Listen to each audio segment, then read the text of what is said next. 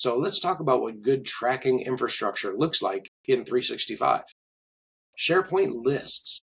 That's one of the most underused tools for goal tracking that I've come across. You can build a goal tracker as a SharePoint list where there's columns for the goal itself, the owner, the target metric, the current status, the last update date, and a notes field for context.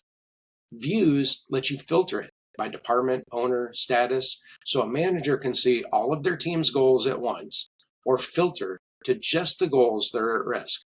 You can set up Power Automate flows that automatically remind goal owners to update their status on a regular cadence. The list is collaborative. Multiple people can update their own entries at the same time. And because it lives in SharePoint, it's accessible to everyone with the right permissions, without anyone having to send an update file around. Then there's Microsoft Planner. Now that's the right tool when goals have task level actions underneath them.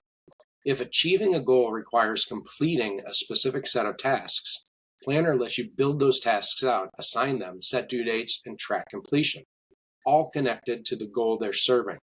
The integration between Planner and the broader 365 ecosystem means that task completion in Planner can surface in Teams, can be referenced in Copilot summaries, and can feed directly into progress reporting without manual data collecting. Then there's Power BI. That's where the measurement can become visible at scale. If your goals have quantitative metrics attached, and they should, Power BI can connect directly to those data sources, whether that's a SharePoint list, an Excel file, a CRM system, or any of dozens of other connectors, and display goal progress in real-time dashboards.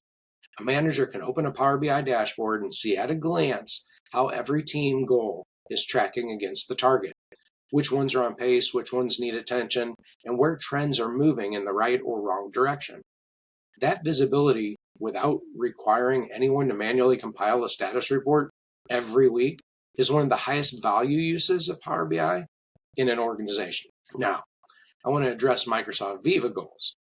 So it is dedicated goal and OKR management product. It's built specifically for setting objectives, tracking key results, and aligning individual and team goals to organizational strategy. It was generally well designed for that purpose, and it integrated cleanly with Teams, Planner, and lots of other Microsoft tools. Well, Microsoft retired Viva goals at the end of 2025. So it had lower than expected adoption, and there's a shift towards other AI priorities. So it led to that decision. So if your organization had built its goal management around Viva goals, now you're kind of in transition.